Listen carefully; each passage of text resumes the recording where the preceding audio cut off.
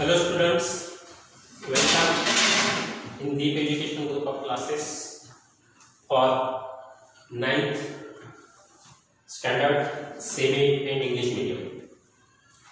Friends, आज हम maths first जो अपना टॉपिक शुरू है सेट्स, इसी में का हम नेक्स्ट पार्ट देखेंगे। उससे पहले आप यदि चैनल पर नए हो तो इस चैनल को सब्सक्राइब कीजिए और साइड में जो बेल आइकॉन है उसको प्रेस कीजिए ताकि आप तक हम वीडियो जल्द से जल्द पहुंचा सके। फ्रेंड्स, आज हम देखेंगे union of two sets, intersection of two sets और डिस्जॉइंट ऑफ टू सेट्स। ये 3 पॉइंट्स हमें देखना है, मतलब इंटरसेक्शन जो हम इस सिंबल से रिप्रेजेंट करेंगे, सेकंड है यूनियन जो हम यू से रिप्रेजेंट करेंगे। एक एग्जांपल आपके लिए देता हूं, उस एग्जांपल के जरिए हम समझ लेंगे। मान लो यहां पर ए नाम का एक सेट है जिसमें कुछ एलिमेंट्स है 1 2 3 4 5 इस तरह से। टोटल एलिमेंट्स कितना है इसमें? एन ऑफ ए कितना है? 5 बराबर है। अब हम नेक्स्ट एलिमेंट लेंगे, सेकंड सेट लेंगे जिसमें एलिमेंट्स लेंगे हम 4 5 6 7 8 9 और 10। तो आप मुझे बताइए इसमें यहां पर 9 तक लेंगे, इसी में टोटल एलिमेंट्स कितना है चेक कीजिए। 1 2 3 4 5 6, यहां पर 6 एलिमेंट्स हैं। आप मुझे बताइए इन दोनों में कॉमन क्या है? अगर हम ऑब्जर्व करेंगे 4 4 5 5 ये हमें कॉमन दिखेगा और ये जो कॉमन फैक्टर है इन्हीं का हम एक सेट बनाएंगे और जिसी को नाम देंगे हम इंटरसेक्शन ए इंटरसेक्शन बी। क्या नाम देंगे उसको? ए इंटरसेक्शन बी नाम देंगे और इस तरीके से लिखेंगे उसको ए इंटरसेक्शन बी और रीड करेंगे ए इंटरसेक्शन बी। मतलब ऐसा सेट कि जो सिर्फ कॉमन फैक्टर है, मतलब 4 है 5। ऐसा मतलब set of common factor, common elements, set of common elements, ये होगा इंटरसेक्शन। अब हम इसका यूनियन देखेंगे। यूनियन हम इस तरीके से रिप्रेजेंट करेंगे और रीड करेंगे इसको A union B. A union B अगर दो सेट का, इससे पहले हम देखेंगे इसका वेन डायग्राम किस तरीके से निकालेंगे। तो इसके लिए हमें 2 सर्कल निकालना है इंटरसेक्शन के लिए, दोनों इस तरीके से मिक्स करना है। ये होगा आपका ए सेट, ये होगा आपका बी सेट और ये जो है अभी जो कॉमन एलिमेंट्स है वो यहां पर लिखेंगे 4 और 5 और ये जो आपका है इसी को हम कहेंगे, क्या कहेंगे? सेट ऑफ अपना ए इंटरसेक्शन बी कहेंगे। क्या कहेंगे इसको? A intersection B. सिर्फ कॉमन एलिमेंट हमने यहां पर लिया। अब हम ए यूनियन बी के बारे में सोचेंगे। ए यूनियन बी मतलब क्या? इनिशियली हम सेट ए के एलिमेंट लिखेंगे जिस तरीके से उसके 1 2 3 4 5 लिखा। अब सेकंड जो सेट है बी उसी के एलिमेंट लिखेंगे, लेकिन लिखते वक्त जो कॉमन एलिमेंट है उसको एलिमेंट करके निगलेक्ट करेंगे। कौन से कॉमन एलिमेंट करेंगे? नीचे इसमें 4 और 5 को निगलेक्ट करेंगे। क्या लगेगा?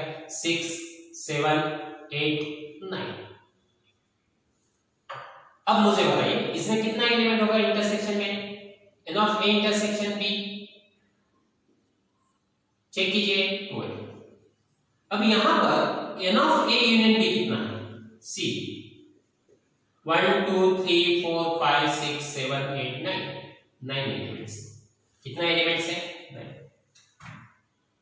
अगर हम इनका ऑब्जर्वेशन करेंगे 5, 6, 2, 9 तो अपने ऐसे समझ में आएगा यहाँ पर 9 इज इक्वल टू, अगर इन दोनों की हम एडिशन अगर करते हैं 5 + 6 कितना 11, हमें कितना चाहिए 9 चाहिए।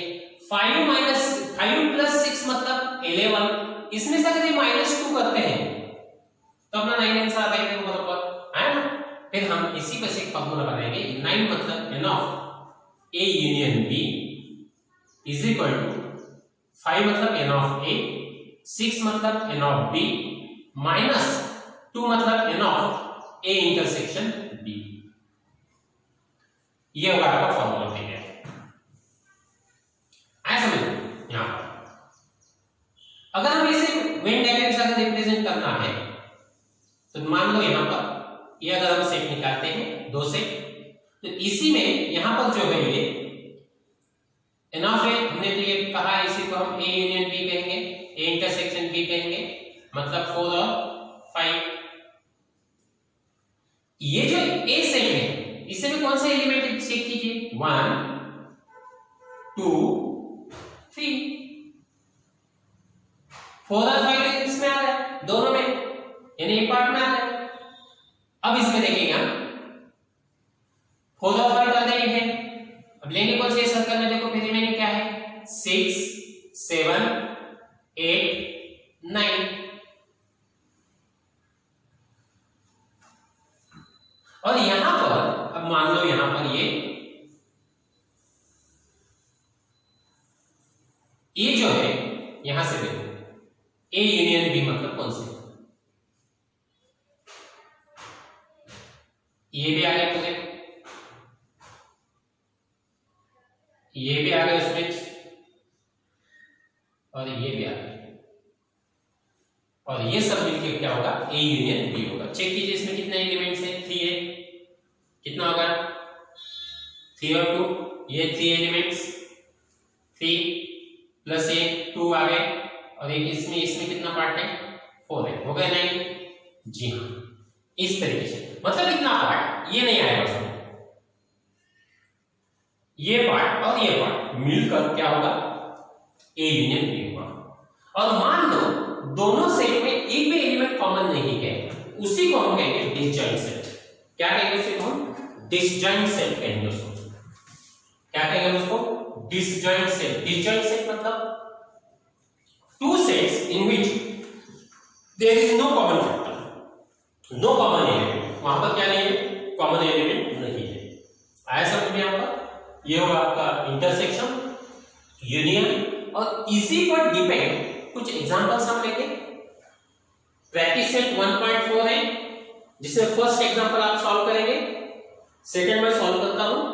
इन हॉस्टल देयर आर 125 स्टूडेंट्स। एक हॉस्टल है जिसमें 125 स्टूडेंट है। देखो हॉस्टल में कितना स्टूडेंट है 125। अब उनका क्या किया, सर्वे किया, out of which 80 drink tea. अब मुझे बताइए 125 स्टूडेंट है हॉस्टल में, उसी में से सर्वे करने पर पता चला कि 80 स्टूडेंट चाय लेते हैं, क्या पीते हैं चाय 80, और 60 स्टूडेंट्स कॉफी भी पीते हैं। क्या पीते हैं कॉफी। आप मुझे बताइए 80 और 60 कितना होगा 140। अपने पास हॉस्टल में स्टूडेंट कौन कितना है 125। ये तो कुछ गड़बड़ होगा, बता दें क्या नहीं, क्योंकि सिंपल है ना, हॉस्टल में स्टूडेंट आपके 125, टी लेने वाले स्टूडेंट्स है 80, कॉफी लेने वाले हैं 60, मतलब दोनों के एडिशन अगर करेंगे तो कितना आ जाएगा 140। लेकिन एक्चुअली अपने पास स्टूडेंट्स कितना है 125, लेकिन अपना समेशन द्वारा 140, मतलब स्टूडेंट अपने 140 क्या नहीं है 125 ही है।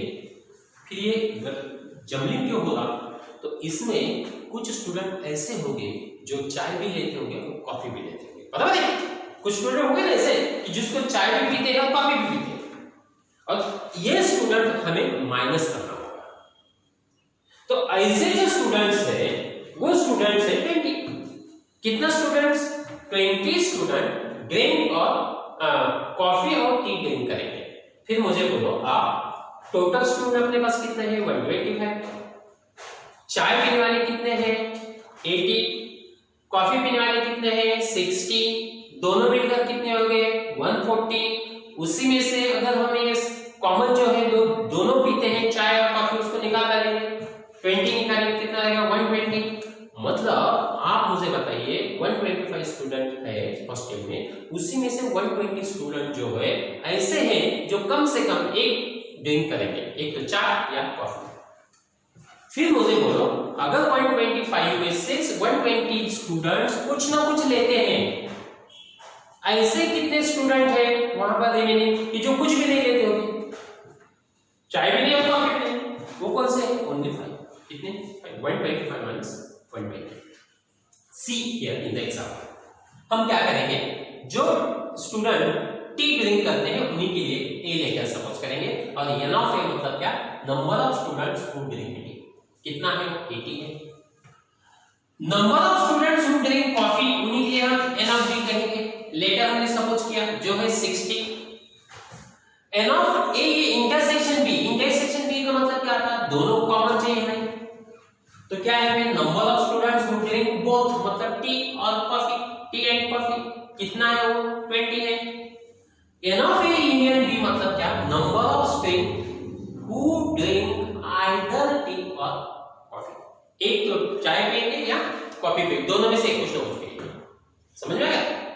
फिर हमें तो पता है n of A, n of B, n of A intersection B, n of A union B, इसी में एक फॉर्मूला हमने यहां पे प्रूव किया, कौन सा है n of A union B is equal to n of A plus n of B minus n of A intersection B, जो हमने फॉर्मूला यहां पर लिखा है एन ऑफ ए है 80, एन ऑफ बी है 60 माइनस 20, 80 प्लस 60 कितना आ रहा है 140 माइनस 20 कितना होगा 120, मतलब n of A union B is equal to 120। मतलब ये जो स्टूडेंट्स है वो आइदर चाय टी और कॉफी दोनों में से एक लेंगे। कितने स्टूडेंट बोथ ड्रिंक करते हैं 20। अब फिर आप मुझे बताइए यहां पर 80 स्टूडेंट्स हैं बराबर है, वो क्या करते हैं चाय लेते हैं, तो 80 में ये 20 भी आ गए, क्या आ गए ये 20 भी आ गए, उसी में से 80 में से अगर 20 हम माइनस करते हैं तो 60 स्टूडेंट ऐसे हैं जो सिर्फ चाय लेंगे ओनली टी। कितना देखो दोनों तरीके से 60 स्टूडेंट क्या करेंगे सिर्फ टी ड्रिंक करेंगे, ओके। अब यहां पर कॉफी पीने वाले टोटल कितने हैं 60 है, उसी में से अगर ये चाय और कॉफी पीने दोनों पीने वाले का हम निकालेंगे तो कितना होगा 40 स्टूडेंट्स क्या है ओनली कॉफी पिएंगे, क्या पिएंगे सिर्फ कॉफी पिएंगे। फिर मुझे बताओ सिर्फ चाय पीने वाले कितने हैं 60, सिर्फ कॉफी पीने वाले 40, कितने होंगे दोनों मिलकर 100, और दोनों पीने वाले 20 कितना हो गया 120 का क्या आएगा आपका आंसर देखिए, मतलब 120 स्टूडेंट ऐसे हैं जो अपने पास क्या ड्रिंक आइदर टी और आइदर कॉफी यहां पर पिए, समझ में आ गया। एटलीस्ट कम से कम वो एक पिए। टोटल स्टूडेंट इन हॉस्टल कितना है 125, number of student who drink do not drink tea no और कॉफी, मतलब टोटल स्टूडेंट में से क्या कीजिए n of A union B minus कीजिए, मतलब 125 माइनस 120 आएगा आंसर, समझ में आ गया। ओके अब हम सेकंड एग्जांपल देखेंगे। In a competitive exam 50 student pass in English, same वही हम करेंगे एन ऑफ ए सपोज करेंगे किसके लिए number of students who pass in English, English में पास हुए स्टूडेंट कितने हैं 50 है।